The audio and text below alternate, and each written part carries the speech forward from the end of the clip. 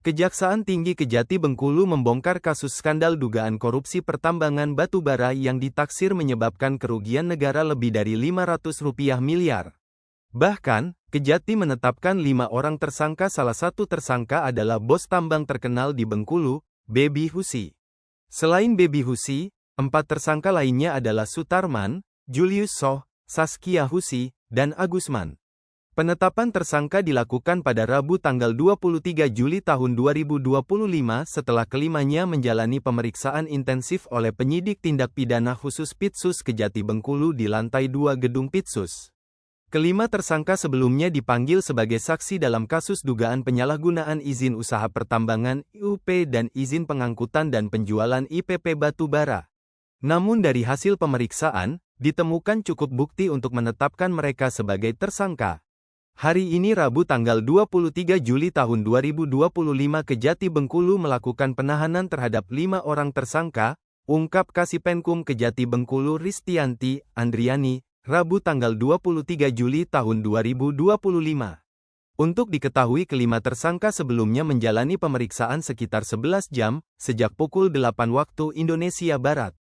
Penetapan tersangka ini merupakan bagian dari upaya Kejati Bengkulu dalam mengungkap skema besar penyalahgunaan izin tambang yang selama ini merugikan negara. Kelima tersangka ini bakal ditahan di Rutan dan Lapas Bengkulu, kata Ristianti.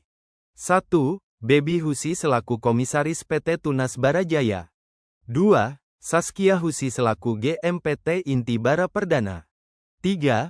Agusman selaku Marketing PT Inti Bara Perdana. 4. Julius Soh selaku Direktur Utama PT Tunas Barajaya. 5. Sutarman selaku Direktur PT Tunas Barajaya.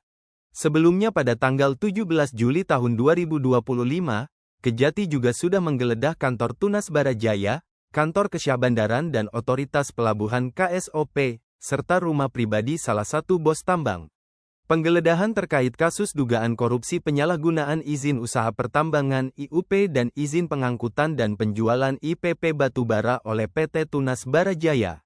Selain penggeledahan, sebelumnya penyidik juga telah menyita lokasi tambang di Kabupaten Bengkulu Tengah yang diduga menjadi bagian dari aktivitas ilegal. Dalam penggeledahan yang sebelumnya dilakukan Kasih Penyidikan Pitsus Kejati Bengkulu, Danang Prasetyo mengatakan, adalah terkait dengan masalah pengapalan atau pengangkutan batubara yang diduga dijual dengan cara yang tidak benar. Namun untuk perbuatan ketidakbenaran seperti apa yang dilakukan dalam tindak pidana korupsi yang sedang disidik, masih belum diungkap secara lengkap oleh Kejati.